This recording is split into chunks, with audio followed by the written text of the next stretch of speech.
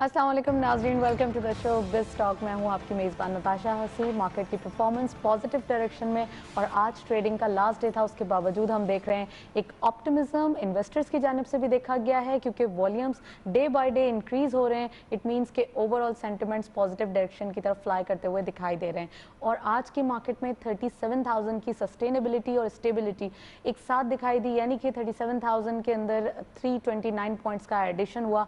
आज के दिन स्पेसिफिकली मार्केट का लास्ट डे है क्योंकि ओवरऑल जब फ्राइडे का दिन होता है यानी कि लास्ट डे ट्रेडिंग सेशन होता है तो हम देखते हैं कि मार्केट के सेंटिमेंट्स थोड़े से डाउन साइड हो जाते हैं, यानी कि हम कहेंगे सेलिंग ज़्यादा देखी जाती है और बाइंग कम देखी जाती है। और मंडे को जब वीक का आगाज़ होता है तो वहाँ से बाइंग स्टार्ट होती है, लेकिन डे ट्रेडर्स की जानिब से भी काफ़ी मार्केट पार्टिसिपेशन वॉल्यूम्स के सूरत में हम देख रहे हैं कि डेली बेसिस पर दिखाई दे रहा है। Let's have a look on first segment.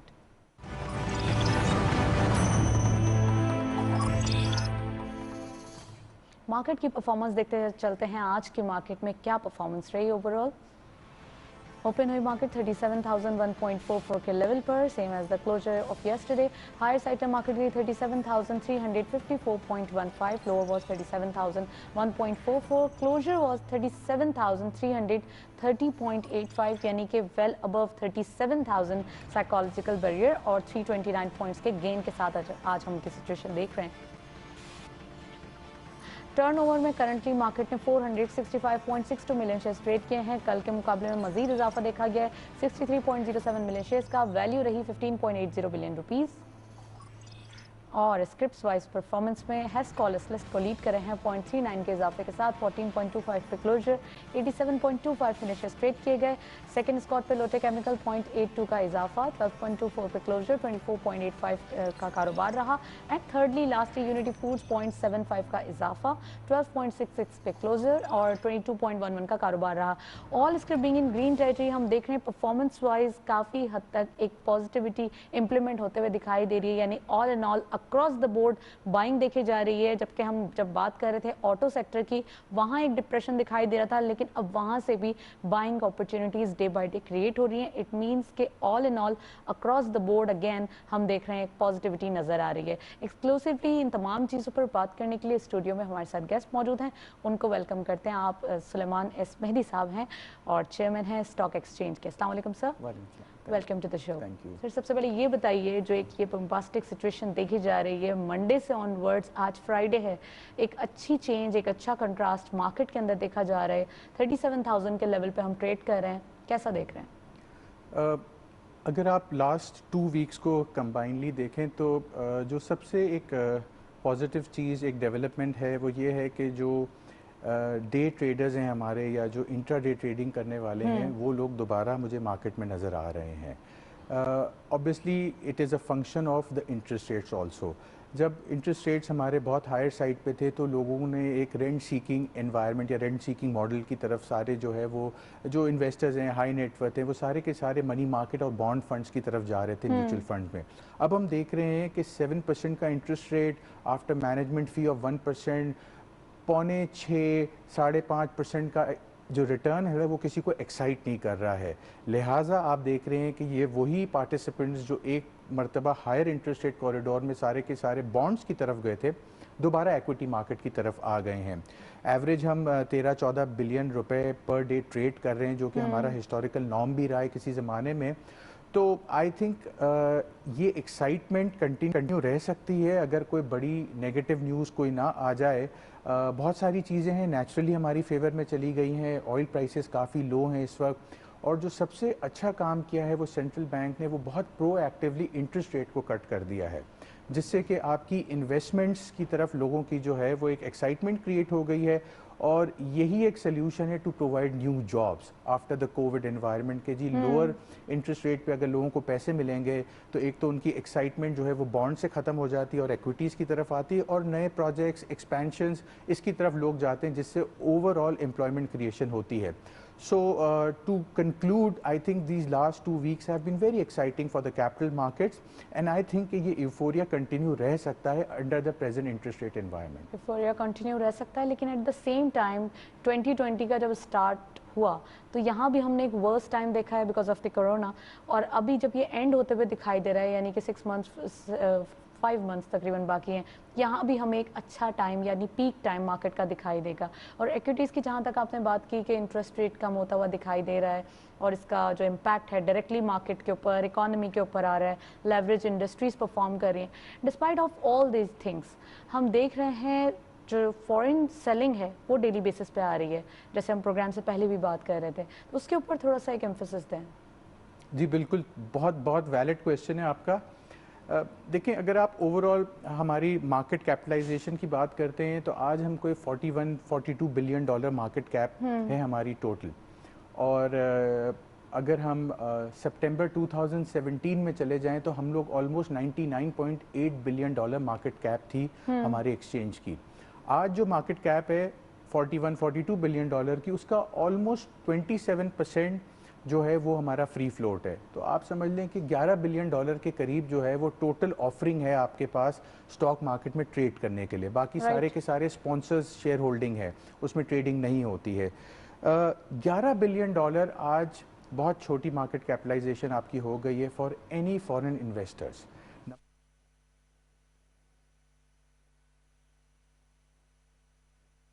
अल्लाहु अकबर, अल्लाहु अकबर, अल्लाहु अकबर,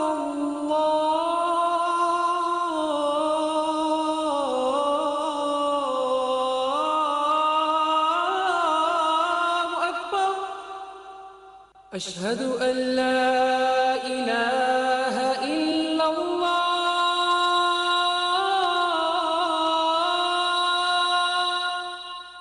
अशहदु अल्ला इलाहा इल्लल्लाह, अशहदु अन्ना मुहम्मदर रसूलुल्लाह,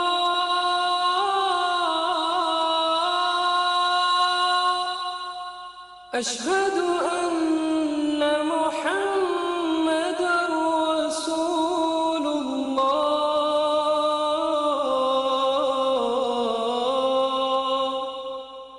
हय्य अलस सलाह,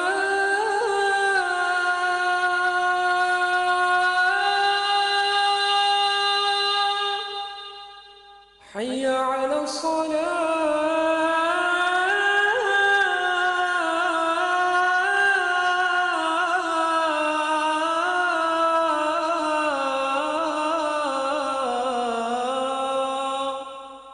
हय्य अलल फलाह,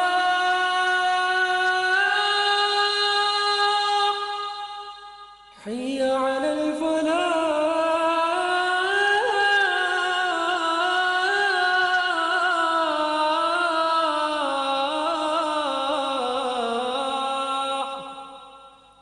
अल्लाहु अकबर, अल्लाहु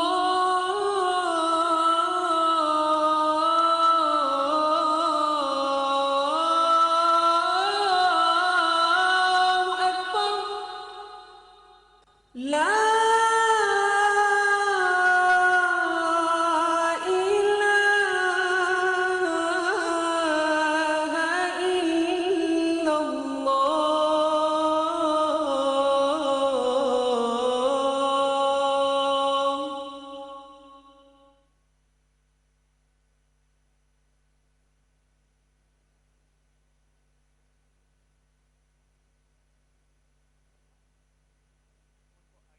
फार्मा कंज्यूमर में ऑफर कर सकें। गिनती की 3-4 आईटी Right, right. कंपनीज हैं, This is the गिनती के reason. 7-8 फार्मा कंपनीज हैं, so they don't find lot of opportunities. एक जो सबसे बड़ा फैक्टर और है जो मैं समझता हूँ कि फॉरेन सेलिंग हमने देखते रहे हैं, वो हमारी कंपनीज की ओवरऑल मार्केट कैपिटलाइजेशन के पॉइंट ऑफ व्यू से डिविडेंड यील्ड्स बहुत नीचे चली गई हैं। और उसकी मैं आपको कुछ एग्जांपल दे सकता हूँ। The primary reason for the overall dividend payouts has gone down is the circular debt. आपके IPPs और आपके ENPs जो है वो बहुत बड़ी क्वांटम में डिविडेंड्स पे किया करते थे। आज सर्कुलर डेट की वजह से ना IPPs ना ENPs जो है वो डिविडेंड देते हैं। तो अगर आप देखें ऑन ईयर बेसिस तो ऑलमोस्ट तकरीबन कोई जो है वो 100 अरब के करीब जो है वो उससे हमारा डिविडेंड पे आउट जो है वो इंडेक्स पे कम हो गया है। So this is also one of the factors. Last but not the least I think जब हम फ्रंटियर मार्केट से जुलाई 2017 Exactly, मेरा में question यही था कि this is also the reason. So when we had moved from MSCI frontier markets into emerging markets, so there was a lot of excitement because you know though we were a very small fish in a very large pond, but then there were trillions of funds जो हमें track करते. उस वक्त हमारा जो weightage था at best levels was almost close to 9.7% in the frontier markets. तो हम बहुत ज़्यादा इम्पोर्टेंट और रेलिवेंट प्लेयर्स होते थे फ्रंटियर मार्केट्स में, यानी ऑलमोस्ट 1/10 जो है वो हमारा रोल होता था. राइट नाउ हमारा जो वेटेज है इमर्जिंग मार्केट्स में it's 0.04%. So we are just a tracking error. वो हर क्वार्टर पे आकर अपना जो ट्रैकिंग एरर होता है उसको एडजस्ट करते हैं. And we have become completely insignificant for them to track us on a active उसकी basis. क्लासिफिकेशन भी करते हैं वो और हर ईयरली वो कुछ स्क्रिप्ट्स को निकाल देते हैं, कुछ को सिलेक्ट कर लेते हैं. बिल्कुल. उसमें कुछ लार्ज कैप्स की कैटेगरी होती है जिनका अपना क्राइटेरिया होता है, कुछ स्मॉल कैप्स होता है. लेकिन अगर आप ओवरऑल वेट देखें इन द इमर्जिंग मार्केट तो 0.04% किसी को एक्साइट नहीं कर रहा. और वहाँ से भी हम एफडीआई कैप्चर करने में जो है वो इतना नहीं है हमारे पास. Under the radar and as I said कि हर क्वार्टरली बेसिस पे वो आते हैं, आपको आके ट्रैक कर लेते हैं, लाइक अपना जो भी एरर है उसको एडजस्ट करते हैं. But we are irrelevant right now as far as the weight is concerned, which was very different when we were in the frontier markets. But I hope जैसे जैसे हमारी मार्केट कैप बढ़ती है हमारा ये वेट भी जो है वो ऑटोमेटिकली बढ़ता जाता है. तो hopefully if the market continues to perform, we have volumes going up, market cap बढ़ती है, hopefully we'll get some attention very soon from emerging markets. Suppose अगर हमारी रिक्लासिफिकेशन या ये तमाम चीज़ें से ओवर होने के बाद अगर दोबारा फ्रंटियर मार्केट में चले जाएं, इमर्जिंग मार्केट से हमारा यहाँ पर लॉग आउट हो जाए, तो फिर क्या सिचुएशन होगी? क्या ऑपोजिशन को ये एक बहाना मिल जाएगा कि हम इमर्जिंग मार्केट से फ्रंटियर मार्केट में आ गए, या ये हमारे लिए अच्छा एक साइन होगा क्योंकि फ्रंटियर मार्केट में हम एक जाइंट प्लेयर ऑलरेडी थे भी और रहेंगे भी? ओके, देखें परसेप्शन पॉइंट ऑफ व्यू से पहले इसका जवाब दे दूं. परसेप्शन पॉइंट ऑफ व्यू से ये समझा जाएगा कि जी we have been downgraded today by moving from emerging to frontier markets, and that is how it will be seen across the universe हर जगह. अगर आप इसको दूसरे पॉइंट ऑफ व्यू से देखें कि would we be able to attract more money in the system, so maybe yes, because then you will have a serious size again when you are in the frontier market. So जब आप frontier markets में आते हैं तो आप basically एक significant जो है वो player बन जाते हैं और लोग आपको actively trade करते हैं, actively monitor करते हैं. इस वक्त हमारा weight प्रोटोकॉल मिलेगा हमें. यहाँ पर इस वक्त हम जो है वो उनकी passive list में आ गए हैं because of the weight. So both sides to it. I would personally feel if we can bring in more FDI, foreign portfolio investment, in any situation that will be the best situation for the country. At that time अभी हम emerging market में भी हैं और बिल्कुल अभी current situation में FDI कैसे attract करें, कैसे foreign investor को attract करें? मैंने थोड़ी देर पहले एक चीज़ आपसे डिस्कस की, उसको मैं मज़ीद emphasize करता हूँ. देखें, फॉरेन इन्वेस्टर्स की इस वक्त अटेंशन है कि जी आउट ऑफ द बॉक्स चीज़ों में इन्वेस्ट करे. टेक्नोलॉजी स्पेस में वो इन्वेस्ट करना चाहता है, वो आईटी सेक्टर में इन्वेस्ट करना चाहता है, वो फार्मास्यूटिकल्स में इन्वेस्ट करना चाहता है. हमारे पास बहुत सारी अपनी पाकिस्तान में सक्सेस स्टोरीज हैं, like the Getz and the Hiltons. ये फार्मास्यूटिकल कंपनीज हैं, they have done a fantastic job. We need to bring them on listing.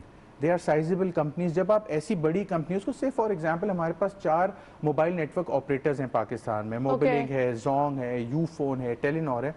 ये बड़े प्लेयर्स हैं जो बिलियंस में टैक्सेस पे करते हैं हर साल. बहुत बड़ा रेवेन्यू होता है इनका, प्रॉफिटेबिलिटीज आर ह्यूज. इनको जब हम लिस्टिंग पे लेकर आएंगे अपने स्टॉक एक्सचेंज में, automatically by default foreign investors खुद जो है वो आपकी मार्केट में दोबारा आएगा. Exactly. अच्छा, at the same time local market में वॉल्यूम्स जैसे डेली बेसिस पे बढ़ते हुए जा रहे हैं, तो अब और कितना ज़्यादा अट्रैक्ट करें और लोगों को एजुकेट करने की ज़रूरत है कि वो मार्केट की तरफ आएँ और जो डे ट्रेडर है या एक लॉन्ग टर्म इन्वेस्टर है वो बने आकर?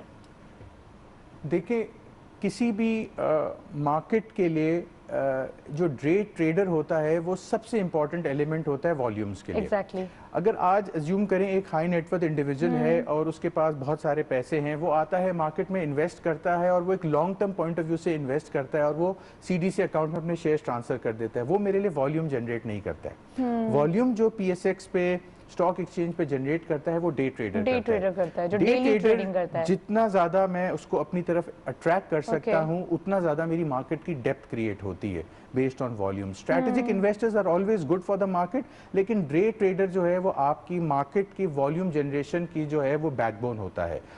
इसलिए ऑब्वियसली देखें कल्चरल इश्यूज भी हैं कि हमारा ओवरऑल जो सेविंग्स रेशो टू जीडीपी है वो बहुत कम है। हम रीजन को उठा लें तो हम 12-13% पर बैठे हुए हैं। इंडिया, बांग्लादेश, श्रीलंका, इनको अगर आप देख लें they're all north of 30%। So I think जो सबसे इम्पॉर्टेंट चीज़ है वो ये है कि एक कल्चरल चेंज चाहिए कि जहाँ लोग पेरिशेबल्स और कंज्यूमर्स में इन्वेस्ट करने की जगह सेविंग्स की तरफ आएँ, इन्वेस्ट करें स्टॉक मार्केट में फ्यूचर पॉइंट ऑफ व्यू से। तो वो सेविंग्स का कल्चर एग्जिस्ट नहीं करता है, अनफॉर्चुनेटली है, बट बहुत बहुत लिमिटेड है। इस लिमिटेड उसके साथ हम ग्रो नहीं कर सकते। स्टॉक एक्सचेंज अपने प्लेटफॉर्म से बहुत सारे इनिशिएटिव्स ले रहा है, investor education point of view से काफ़ी सारे नए आईपीओज लाइन अप हुए हुए हैं।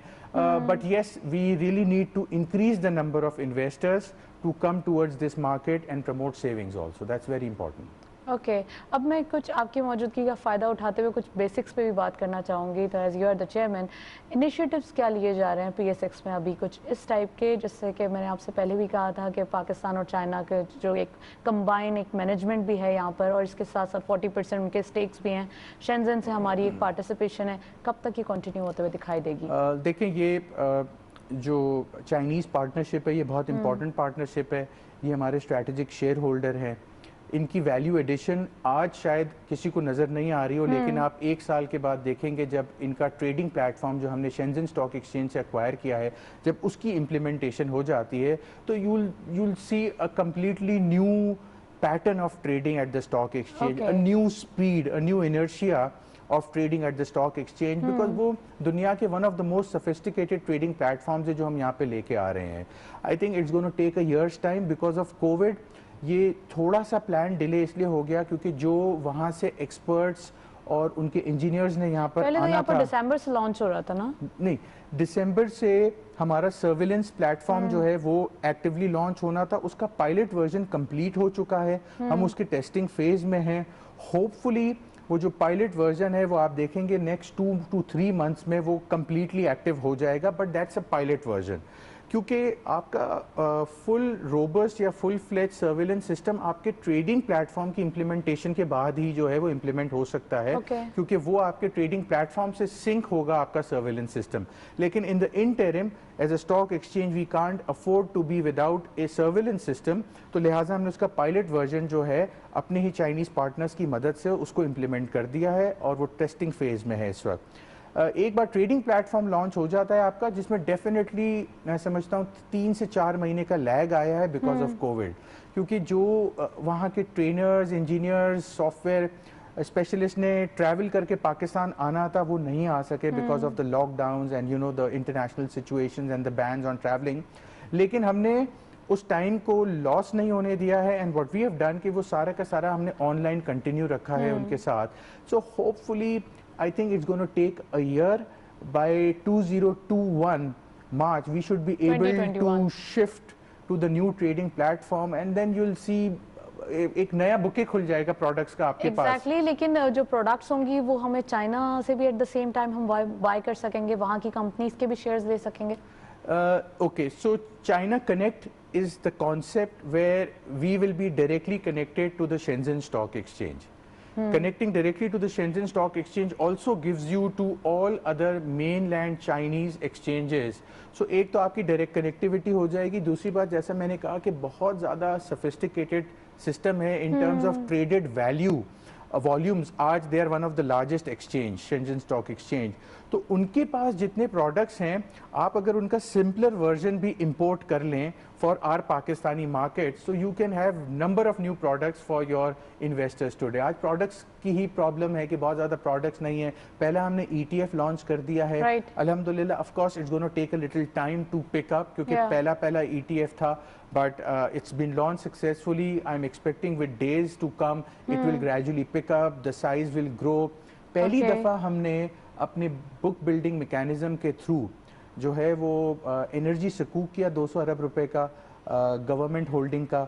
और आपने ये देखा है कि ऑन एन एनुअल बेसिस, क्योंकि वो पूरा का पूरा सिस्टम ने एक मोनोपोली तोड़ दी और स्क्रीन पर जो है वो एक बुक बिल्डिंग का मैकेनिज्म शुरू हुआ, तो उससे गवर्नमेंट को 1.8 बिलियन रुपीस का जो है वो फ़ायदा हुआ है पर ईयर बेसिस पे। यू कैन जस्ट इमेजिन 10 साल 20 साल का पेपर लेकर आते हैं तो आपको कितने पैसे बच जाते हैं। That's good, thank you so much Suleman Asmaidi sahab, आप हमारे साथ मौजूद थे। काफ़ी डिटेल एनालिसिस था और बेसिक्स पे भी आज हमने बात करने की कोशिश की, और इसके साथ साथ जो टोटल मार्केट की जो एक वॉल्यूम जनरेशन है उसके ऊपर भी आज की गुफ्तगू का हमने हिस्सा बनाया। नेक्स्ट सेगमेंट की तरफ चलते हैं।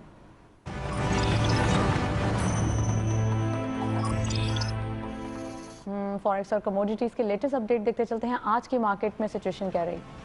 ओपन हुई मार्केट ओके कमोडिटी मार्केट में गोल्ड पर डॉलर प्राइस 1,13,250 रुपीज़, गोल्ड पर 10 gram 97,197 rupees, international gold rate पर ऑस $1,805.63, ऑयल WTI पर बैरल $40.55, ऑयल ब्रेंट क्रूड पर बैरल $43.13। करेंसीज में सबसे पहले euro buying at 188 rupees, selling was 191। UK pound buying रही 208 rupees, selling was 214 rupees. US dollar buying रही 167, selling was 167.70।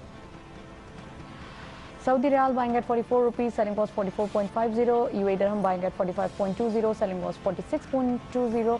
And lastly Kuwaiti दिनार buying रही 517 rupees, selling was 519.50। That's forex और commodities latest update. हम देख रहे हैं गोल्ड की पर डॉलर प्राइस अगेन 1,13,000 पे दिखाई देती है। इट मीन्स ओवरऑल सेंटिमेंट्स जो हैं वो कमोडिटी की तरफ जो है वो फ्लक्चुएट करते हुए दिखाई दे रहे हैं डेली बेसिस पे, यानी 1,12,000 टू 1,13,000 डेली बेसिस पे दिखाई दे रहे हैं।